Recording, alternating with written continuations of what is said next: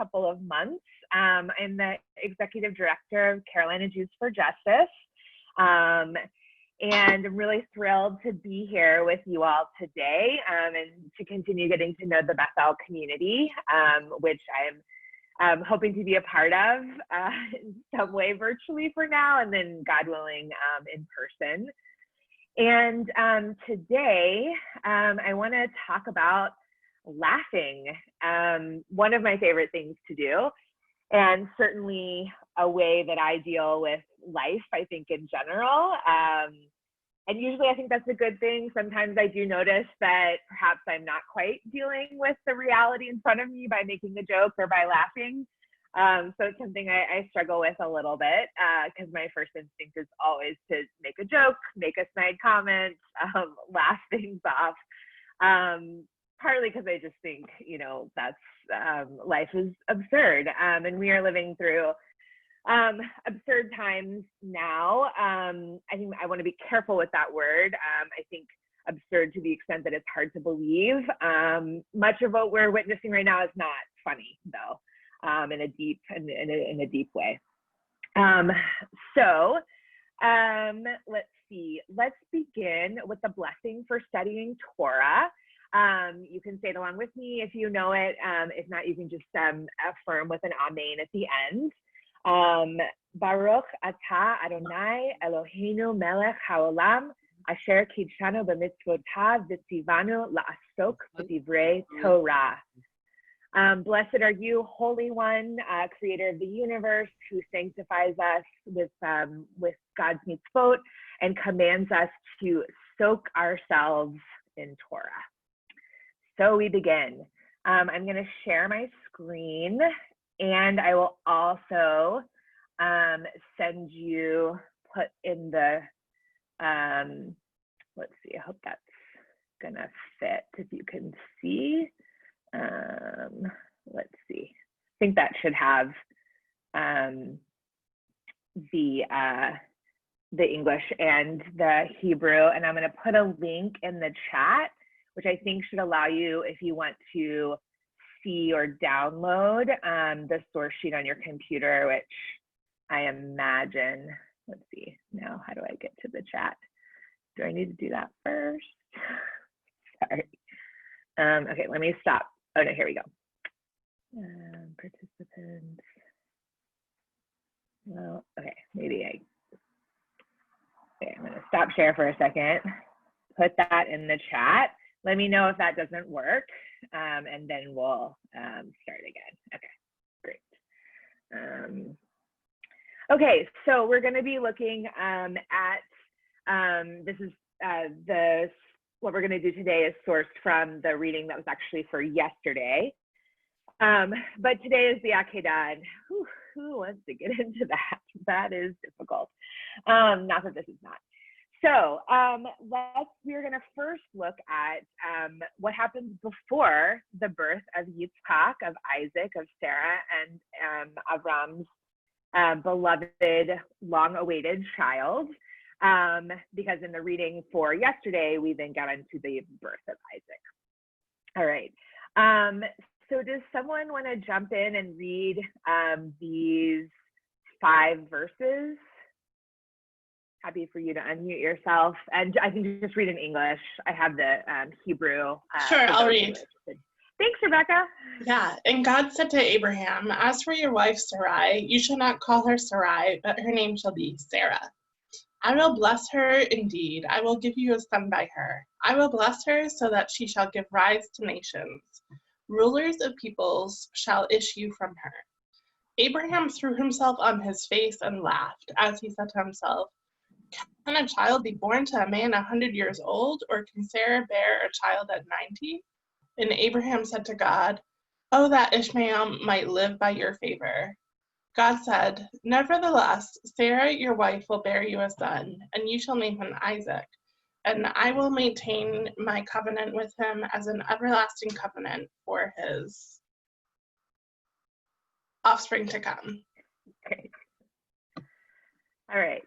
So this is a few chapters before the Rosh Hashanah Day 1 reading happens, the foretelling, the first foretelling of the birth of Isaac. Any questions, clarifying questions, or questions on content, and or is there anything you notice or strikes you about these verses? And just take yourself off mute and speak up. I think we're a small enough group to be able to do that.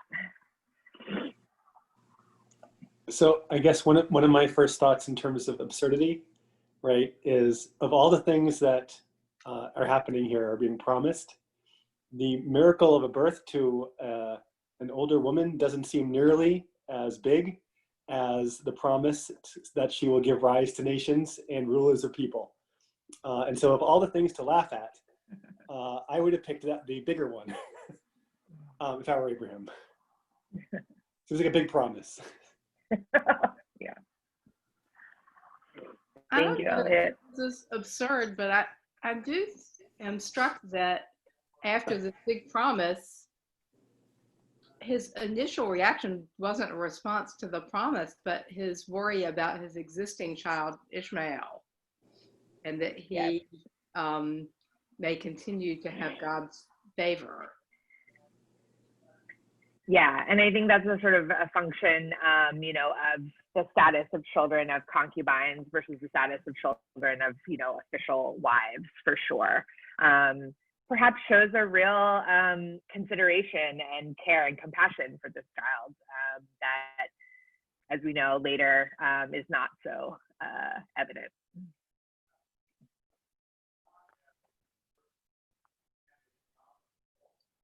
Anyone else want to jump in?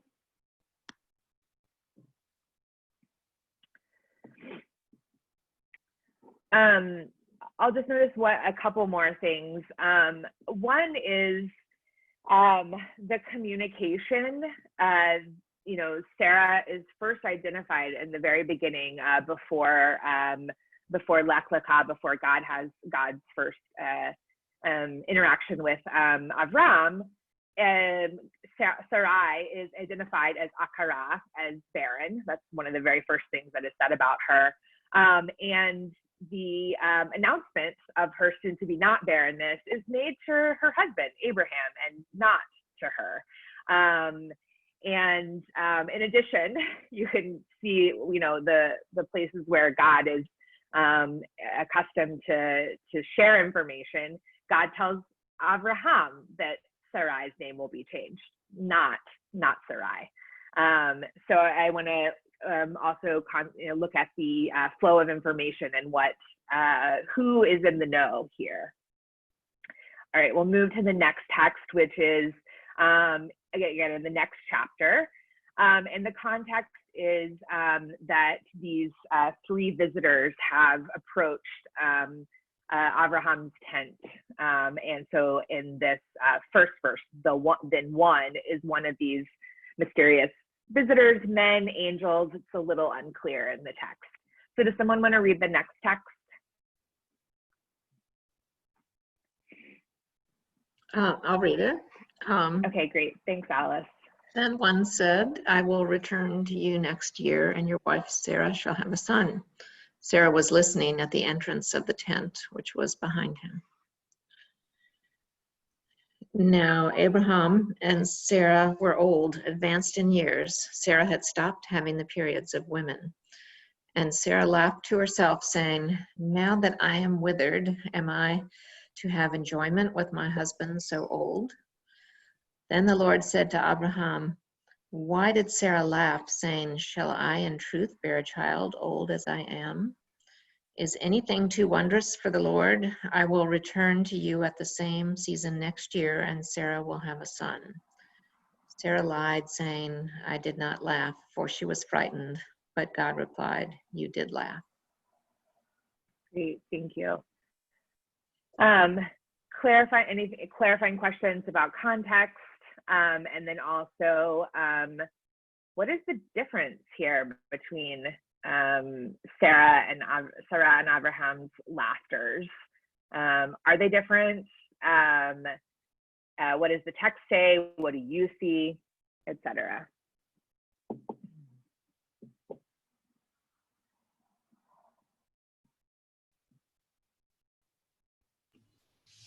This is Nathan. I noticed that one is more public, like Abraham, fell on his face laughing, while Sarah laughed to herself, which just strikes me as, being, I don't know, they're unequal. Abraham's is more bold and a little bit more in God's face, where, Sarah's is a little more subtle, and she's paying the price worse than Abraham did. Thanks, Nathan. Salem, what's the passage of time in terms of when Abraham and God had the conversation to then one said? Yeah, so it's about a chapter, and I think it's the Sodom and Amorah episode that happens between them, although I need to review that. But there's, it's not that much, it's not supposed to be that much time. Yeah. So it just seems like there's some lacking communication between God and Sarah and Abraham and Sarah. Yeah, I think that's totally true.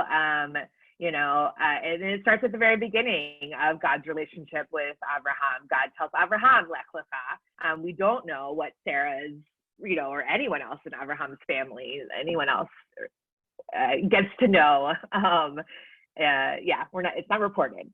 And Abraham doesn't seem to be, and throughout his character, someone who gives a lot, is willing to share a lot of information.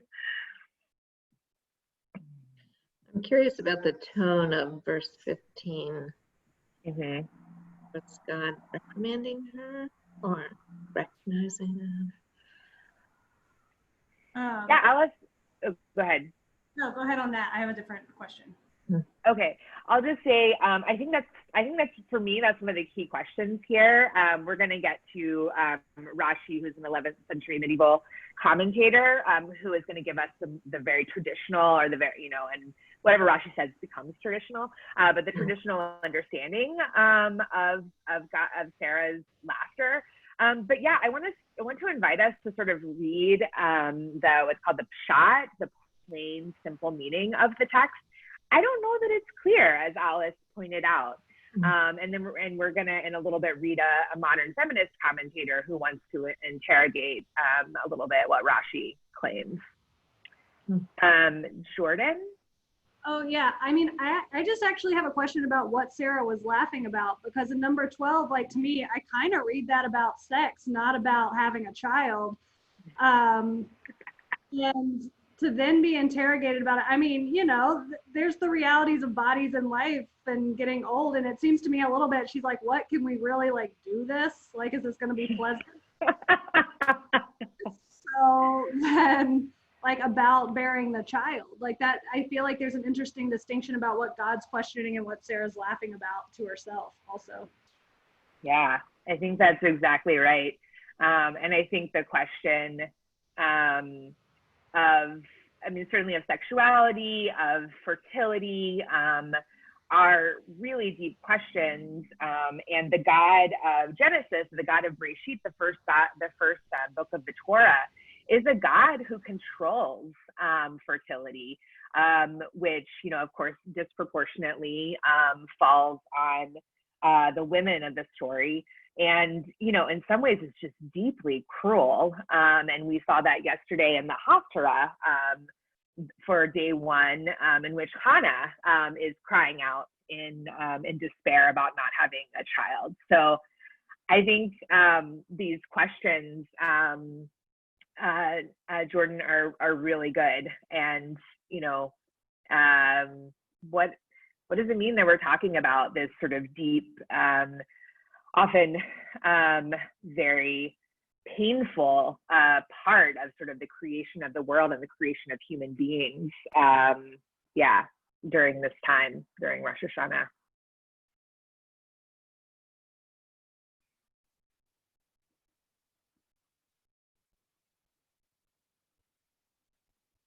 And I think God's, again, the communication between Sarah and God doesn't happen until the very last verse in this, verse 15. And yeah, again, more miscommunication. God perhaps interpreting something that Sarah says, as you pointed out, Jordan, that may not be exactly what her concern is. You know, it's funny when you talk about the, you know, kind of poor communication between Abraham and almost everybody, but particularly between him and his wife. You know, I never read enjoyment, right, as sort of pleasure, but kind of like nachas, right? More like she's been so many years, probably a deeply unhappy woman. She's been jealous. She has to have been jealous, right? She can't have been in a loving marriage if he's not the communication type. And here, Abraham knows that he has good news coming for her, and he doesn't share it. Like, what a terrible, terrible husband. Yes, and this is after Abraham has passed her off as his sister and given her over as a given her over to another man. So yes, I think the criticism of Abraham's treatment of his wife is not so good. Well earned. Yeah. 0 stars, would not recommend. Yeah. Abraham is a very complicated character for sure. I think the Torah is telling us something, and in some ways, for me, that's helpful to know that our ancestors weren't perfect, that they made mistakes, and sometimes the rabbinic interpretation, which is always that Abraham is this righteous person to be emulated, and for me goes against my understanding of the actual simple meaning of the text, and that can be difficult. Any other comments? Yes. I also think it's really interesting the difference in how God responds to the laughter of Abraham, and kind of like doesn't even really acknowledge it. Like, it's fine that he laughs. It's just like, well, nevertheless, like, this is what's going to happen. And that, like, in this case, like, God wasn't even talking to Sarah. Like, they weren't even having a conversation. She's just like to herself. And then he's calling her out to Abraham and being like, why is she laughing? Which is not only not looking to talk directly to her, but also kind of like saying like, hey, you also need to be involved and know what's going on. Like, why is she laughing about this? And then, it ending in kind of like a, well, like, her being like, I didn't laugh. It's fine. It's like, yeah, you did. It's just like a very different, it's just very interesting how different the responses are. Yeah. Is that Amanda? Yes. I think such a good point. And I think we could wonder, God is saying to Abraham, I think the verse that comes later where God is seeming at least to rebuke Sarah in some way, I think that makes us perhaps read verse 13, why did Sarah laugh, as sort of like the beginning of the rebuke. But one could also say, is God asking Abraham, why is she laughing? Didn't you tell her that she was going to have a child? And could he rebuking Abraham? It's not, I don't know. I think that part, before we get to 15, it's not totally clear. Yeah. All right, let's read the traditional understanding of the differences between Abraham and Sarah's laughter.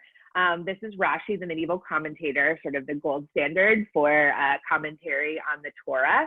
Does anyone want to read in English what Rashi has to say?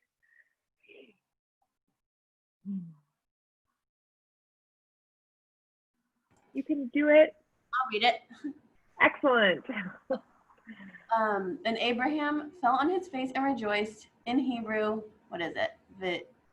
Vayitzchak. Yeah. Thank you. Vayitzchak. Onkelos renders this as an expression of joy. Vachadi. Mm-hmm. And he rejoiced, but the one. Vatitzchak. Mm-hmm. In the case of Sarah, he renders as an expression of laughter. You learn that Abraham believed and rejoiced, but Sarah did not believe and ridiculed. And for this reason, the Holy One, blessed be God, was angry with Sarah, but was not angry with Abraham. Okay, so Rashi is using the translation. Onkelos is a translator in Aramaic whose rendering of the Hebrew of the Torah, offers some clues at least to how he understood what it means. And so Rashi is pointing out that even though in Hebrew, and I tried to highlight throughout the text, I should have pointed this out, throughout the text, this word, this root, sadichet kuf, that appears over and over again, and that's the root of Yitzchak's name, and that also means to laugh. Rashi is pointing out that in this Aramaic translation, onkelos doesn't use the same word for those two words, even though the Hebrew does. And so what Rashi's saying is that there's an interpretation going on there. Any thoughts on this? To me, that gives it a completely different meaning. I mean, when he fell on his face and laughed, it just seemed almost disrespectful. And this just, this idea of joy and appreciation, it's just like totally different in meaning to me. So you're saying, Alice, you saw Abraham falling on his face. That was the disrespectful move. Well, when it said fell on his face laughing, the image that I have of that is like, this is crazy, it could never happen, rather than I'm overjoyed that I'm having a child. Yeah. So yeah. The meaning is very different. Yeah. So are you saying the Hebrew word is the same, but the translator changed it? Is that what? Yes. So the Hebrew words are the same root, but in rendering it in Aramaic, I don't know if you can see my cursor here, but the root, the word that onkelos uses in Aramaic, is a different word for one than for the other. So he just decided how it was going to go. Yeah. So, and all translation is interpretation, for sure. But Rashi's using, this particular translation as evidence for the difference in their laughter, which means we can say, yes, that makes sense to me, or I'm not sure if that is actually what's happening. So it seems to me that it's, when you talk about this as in lawyers or judges, you call it outcome determinative, which is you decide what you want the answer to be, and then you make your reasoning fit the answer. So somehow this feels like they have decided that Abraham's reputation cannot be besmirched, and so they interpret it as a way to protect him. But Sarah's just some woman, and it's okay for God to be angry at her. Leslie, I think that's an excellent point. One of my teachers, and I brought her commentary we're going to get to later, in fact, characterizes Rashi's interpretation as a tautology.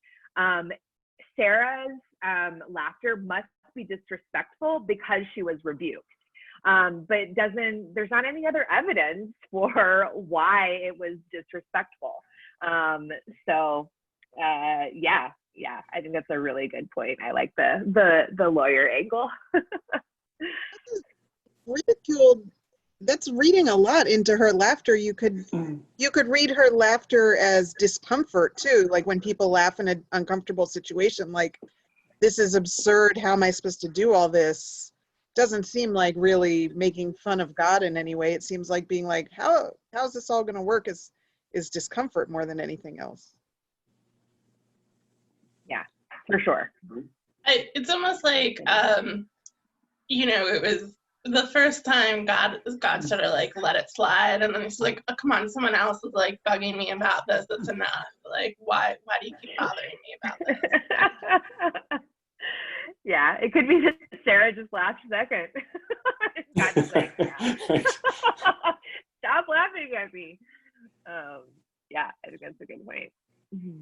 what's interesting is that the Torah kind of created this ambiguity, based on its need to keep on repeating the root. If we had been writing this in English, we could have made the same choice as Unkelos all the way through, right? Abraham could have giggled, Sarah could have bellowed, right? There are lots of other ways to express the laughter that would have made it all clear. But the Torah kind of forces the ambiguity on us through this repetition, and probably deliberately, right?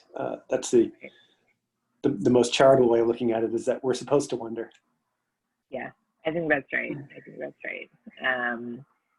And, the word, I put it in bold. I'm just going to scroll back through. I hope you can sort of see the bold in the Hebrew, how often the word, the root, Sadechet Kuf, appears.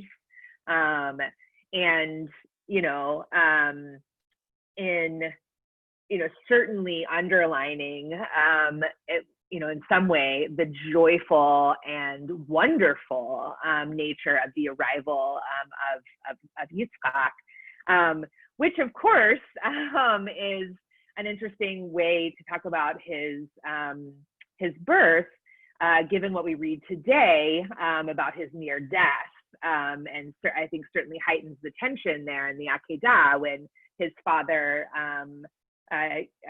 almost kills this child whose birth was heralded by such laughter and joy.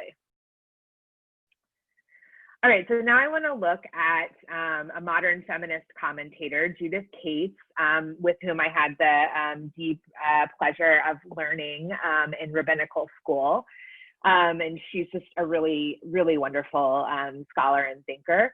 And she's gonna offer us a slightly different take. Does someone want to read what Judith has to say?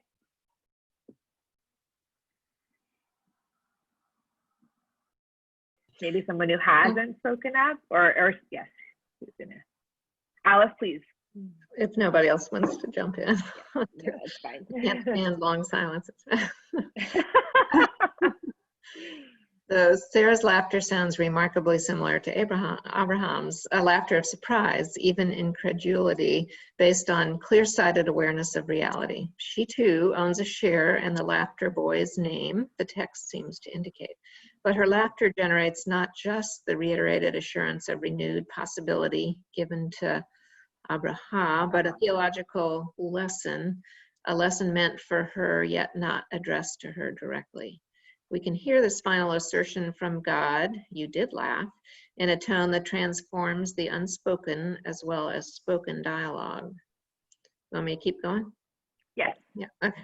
Up to this point, Sarah has been listening from the margins, quote, at the entrance to the tent, and hears her own reaction revised into what she thinks is taken as unacceptable doubt. Her fear, or awe, both are implied in the verb yaria, at being recognized and included, albeit indirectly in the interaction, yet perhaps misunderstood, leads her to disclaim her own inner life. Quote, Sarah laughed within herself. To this, God responds by acknowledging, even validating, that she has felt within herself. This first and only moment of direct dialogue between Sarah and God confirms that God has heard the silent voice of her inner reality in all its complexity. Okay, so Judith's going to offer a different understanding, I think one that posits that God's reaction is an affirmation of Sarah. And the key word here, I think we didn't, I'm just going to scroll back for just a second, is where Sarah laughs. I think, Elliot, you alluded to this, the kirbah, within herself, that's the phrase. And I think Judith is really pointing to, a key part of, I think, women's socialization, and that is sometimes to doubt ourselves and to not, we're taught, many of us are taught in socialization as women, not to believe the reality of our experiences and to doubt what we're actually feeling. And this should be Abraham. No. Right. I wonder. Yes. Sorry about that typo. Any reactions to how Judith understands this moment? Sounds a little bit like what Debbie was saying, that it's maybe reflecting that uncertainty and inner kind of conflict or concern. So it seems like this is interpreting God's telling her she did laugh as an affirmation, but it felt like a rebuke as we read it. It did not feel like an affirmation. It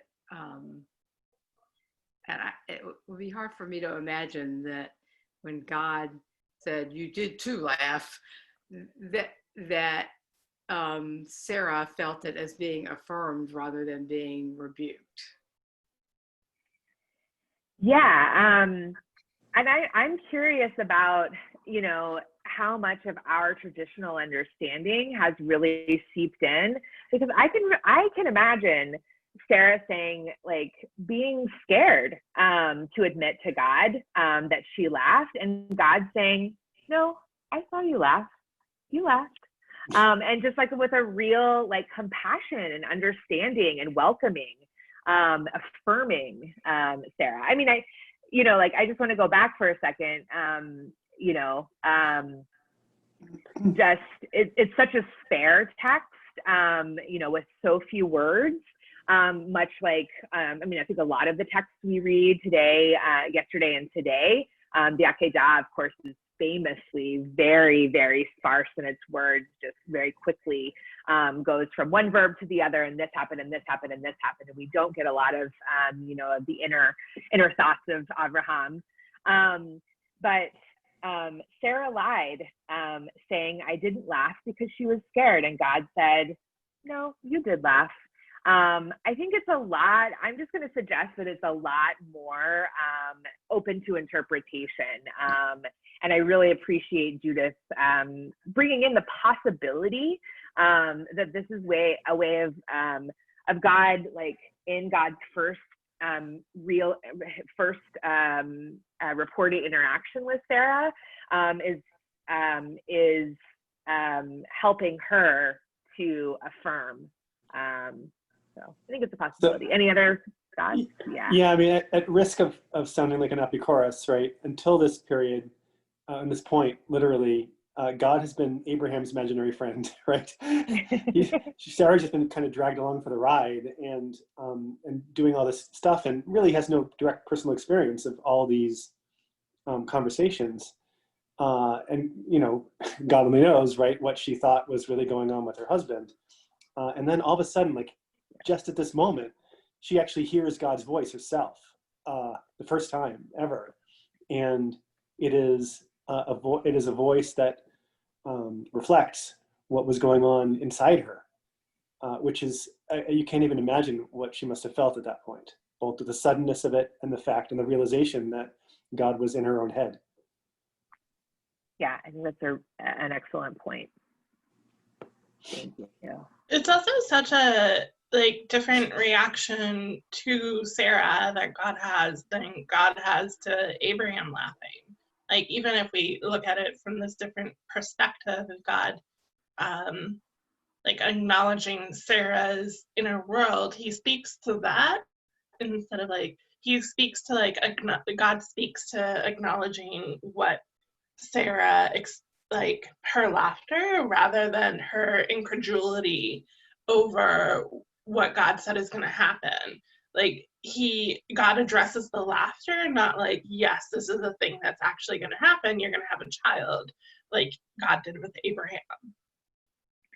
Yeah, I think that's a great point. And I'm still left to wonder, does she know still that God has promised her husband that she's gonna have a child?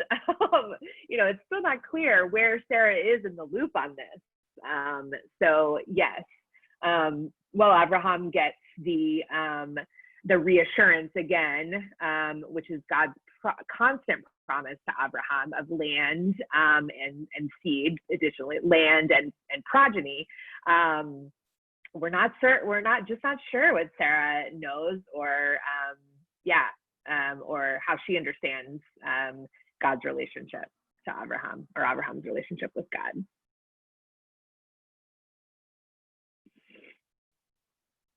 Okay, let's see. So I'm going to move on to the reading, what we did yesterday, Rosh Hashanah day 1, the birth of Isaac. Does anyone want to read?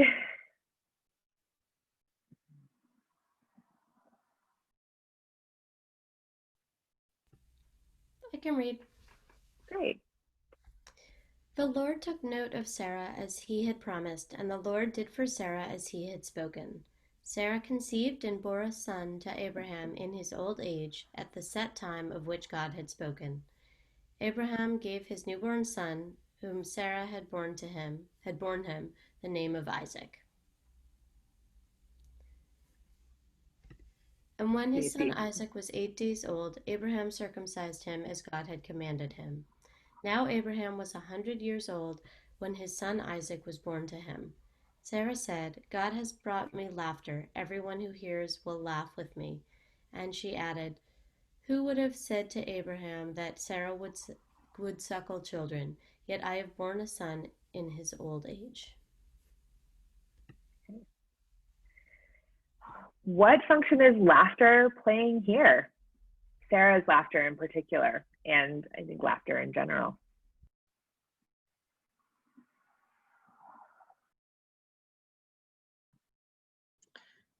It certainly seems more like joy and celebration and shared happiness that this has happened for her. Very different from the laughter of before.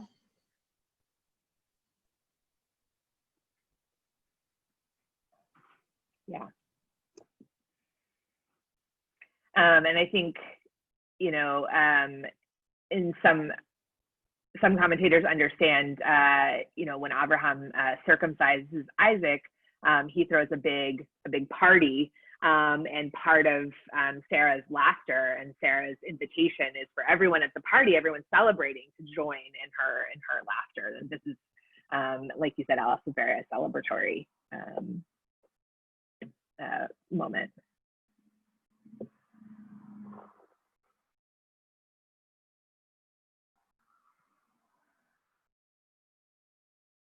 Anything else about this text that strikes you? I'm kind of just at the end here, but the beginning.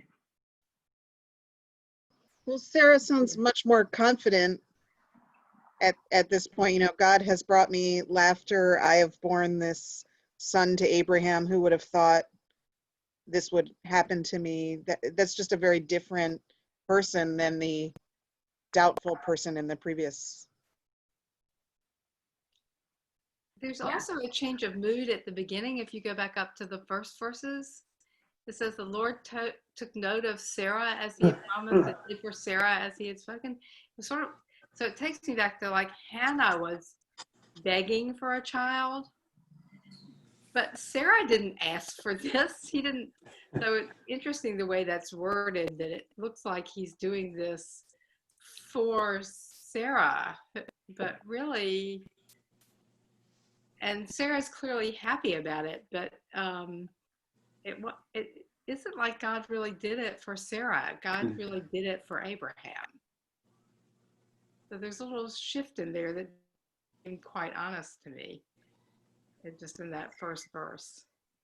Yeah, Leslie, I think that's a good point. And I just want to say, I usually try to make sure I change the gender. It looks like I missed one. So the he here is God. I usually just try to say God and not he. And I think, yes, I think what you're noticing, Leslie, is so important, because, I forgot this he too. God is doing for Sarah what God had said, what God had spoken. But again, God didn't speak it or promise it to Sarah. God spoke it or promised it to Abraham.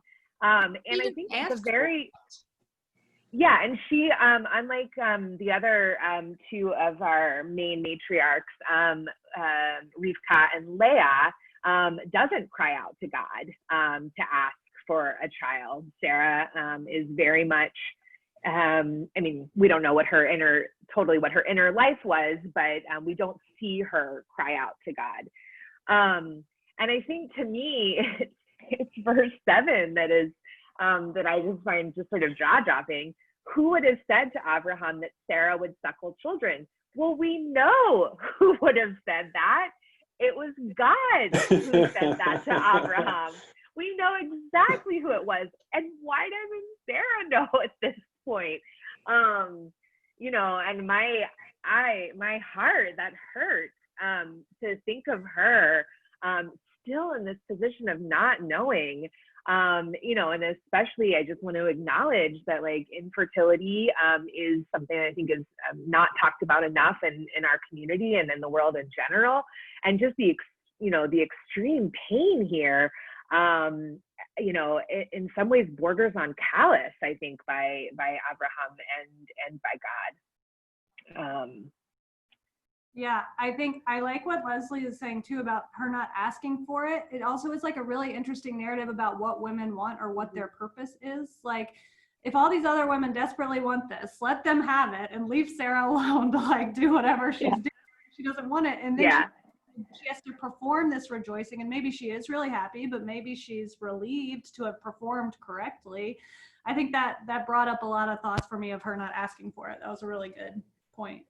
Yeah, and she doesn't cry out to God, but she does give Hagar to Abraham and say, let her have a son that I may be built up through her children, which is, you know, in some ways, you know, not a cry from the heart for children.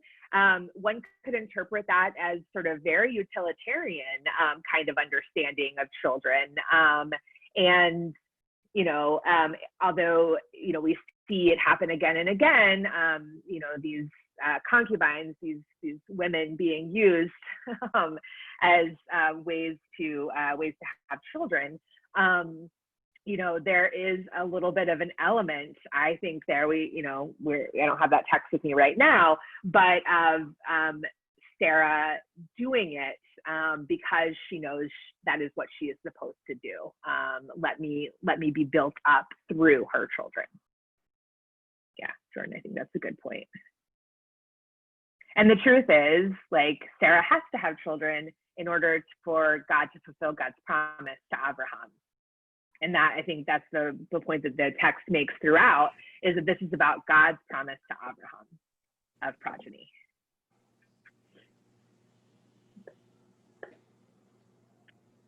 Okay. Next, I want to go, it's a little bit of a dense text, but this is from an article by Rachel Edelman, who is another one of my teachers in rabbinical school, really wonderful scholar of Torah. And I wonder if anyone wants to read, it's just excerpts from this longer article, so I hope that this comes together. But does someone want to read Rachel's text?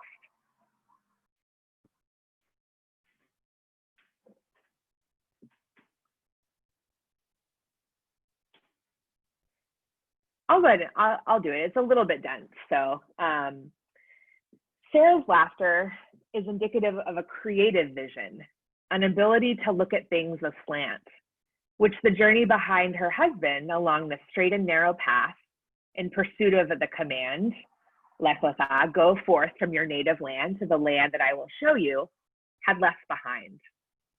Law carves a line, but the conception of children involves the blurring of lines. Sexuality demands a breach of boundaries, a spontaneity of erotic desire that lies outside law. Initially, her laugh is private, bikirba, inward bound.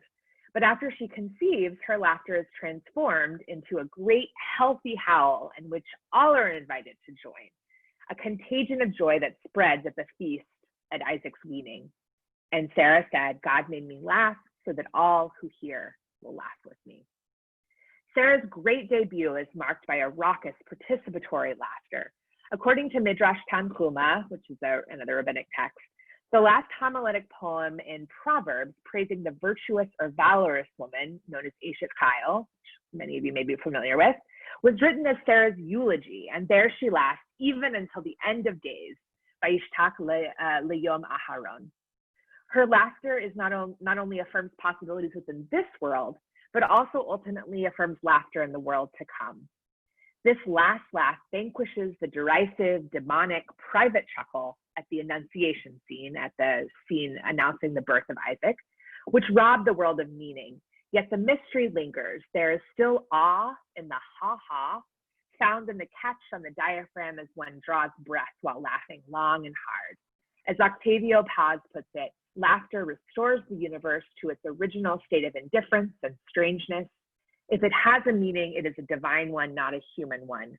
It is this divine meaning which Sarah's laughter, in the end, confirms. So I want to notice a couple of things about Rachel's interpretation. Is one that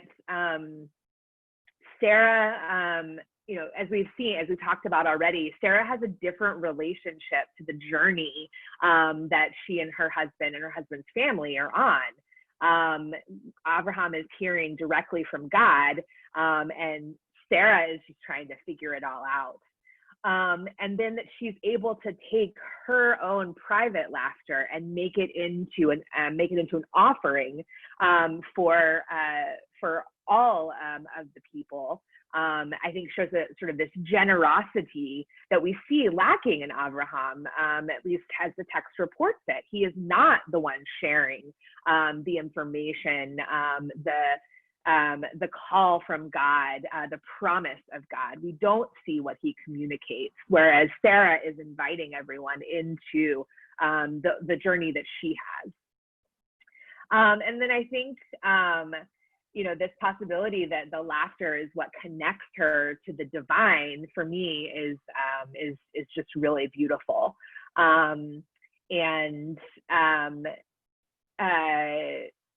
That she's not only inviting everyone into this, but this is part of her relationship to the divine. These little excerpts are part of a much longer article that Rachel makes several other points. But anyone want to respond to any of this? So the comment about the divisive demonic, what does that say? Is that talking about Rachel's laughter? Talking about Sarah's laughter, yeah. And so it's Rachel makes a different point at the beginning about the Annunciation Scene, which is a common trope that we see throughout the Bible and into the Christian Bible as well. I'll just put a pin in that for now because it's a little bit of a complicated point that she's making, but yeah. But suffice it to say that, Sarah receives this. It is not just joy. You might think that a woman who hasn't had a child, at least in this world, who would get the word that she would have a child, would just be responding with unbridled joy. But but there's not that. It is confusing and marred by bad communication. So one of the things that struck me when you brought up Lech Lecha and the word journey in your explanation of the article, one thing connected in a way to me that hadn't connected before, which is that Abraham was on a journey. I mean, he grabbed his family along with him, but he was on a physical journey from one place to another, but doesn't seem to have evolved as a character very much along the way, as witnessed his willingness to execute his son. Sarah, however, had this 9-month journey, right, from being a barren and neglected wife to being a mom that seems to have transformed her significantly. So she comes out looking pretty good in this whole story, which I find now really gratifying. Great, thank you, Elliot. We just have a few more minutes.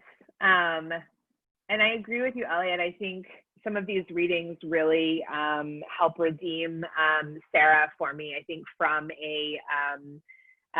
the more sort of traditionally negative understanding of her. So, of course, I'm going to undermine that when we look at the very beginning or the beginning of the banishment of Hagar, in which Sarah's actions are, I find, very painful. Does anyone want to read these 3 verses? And the reason I'm bringing them is to point out one more use of this root, sadi chet kuf, which is the laughter Isaac verb. The child grew up and was weaned, and Abraham held a great feast on the day that Isaac was weaned. Sarah saw the son whom Hagar the Egyptian had borne to Abraham playing. She said to Abraham, "Cast out that slave woman and her son, for the son of that slave shall not share in the inheritance with my son Isaac." Okay, so what I want to point out here is this root here, sadi chet kuf, that the text translates as playing, and this is used to describe Ishmael, whom Sarah perceives as the rival to Isaac's inheritance. And I think the fact that the Torah uses this same root again is very significant. And I think, one of my teachers in rabbinical said basically what Sarah sees sees Ishmael Isaacing, taking over. I mean, we see that literally in the use of that same word, literally taking over, or wanting to take over, trying to take over the role that Isaac has, which Ishmael, of course, is the firstborn and technically is supposed to be the inheritor. But of course, the book of Genesis is constantly dealing with what we call the overturn of primogeniture, which means the subverting of the first child is the one being the inheritor. It happens again and again and again in the Bible. And I think it's significant that this word is being used because we can see, how quickly sometimes laughter can be a threat as well. And so I think Sarah, uses that laughter in these really wonderful and generative ways in part of her journey, but then she's also seeing, sorry, I just got distracted. I think I put the wrong, not quite the right verses. But in seeing this Abraham's firstborn son threatening through his laughter, through his playing, through his trying to be like Isaac. And then that leads, of course, to the banishment. So you can see, that's Isaac. Mitzachek, here it is. This is the verb that means playing. It has the mem in front of it, but still a sade chet kuf. Okay, so we just have about 3 minutes. So I just want to say one thing, which is today we are reading about the Akedah, which is Abraham's coming close to sacrificing Isaac at the direction of God. And Abraham's hand is only stayed by the angel of God that stops Abraham.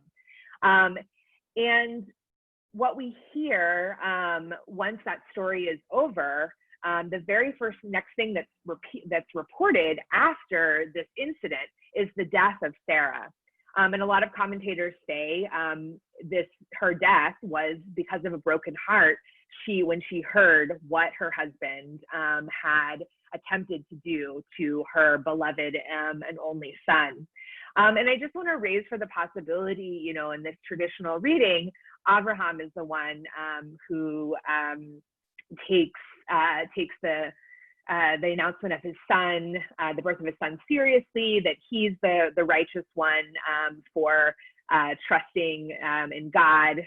You're never going to convince me that the Akedah is a story of Abraham's righteousness. That's another story. But I would just like to say that I think the text, Sarah dies of a broken heart because of this. And I just want to raise the possibility of who is taking Isaac's birth seriously?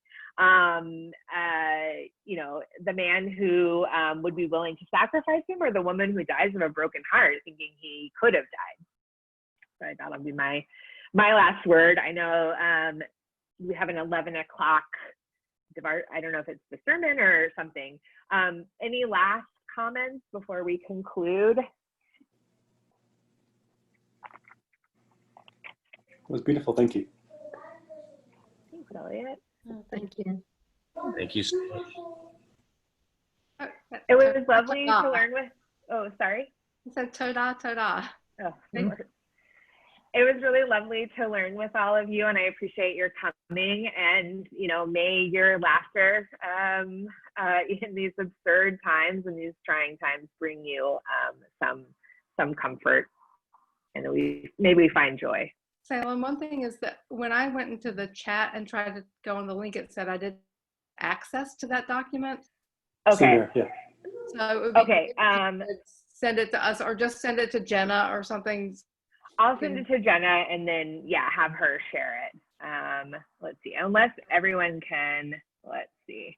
You can wait just a second. Maybe I can get it if you're interested. Where did it go? Here we go. All right, let's try that again.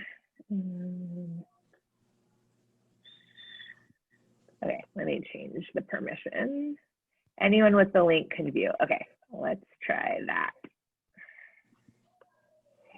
Okay, see if that's any better.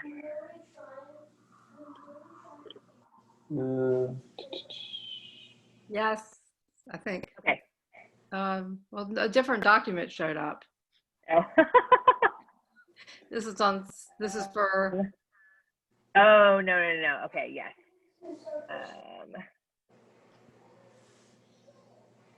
Okay.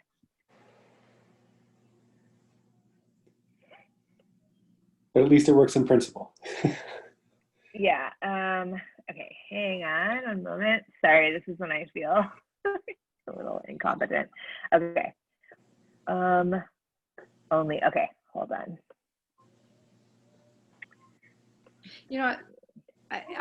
If you will send it to me, if anybody on the screen wants it, if you'll email me just at president@Bethel, I'll send it to you.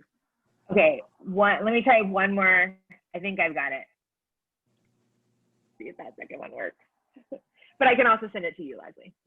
It worked. I'm happy to share it to anyone. You're good. Okay, great. Send it to me, and I'll send it out to anyone who asks me. I will also send it to you, Leslie. Okay. Thank you all so much. It was lovely to learn with you and to be with you. Shana Tova, Umetuka. May you have a good and sweet new year. Thank you. Shana Tova. Shana Tova.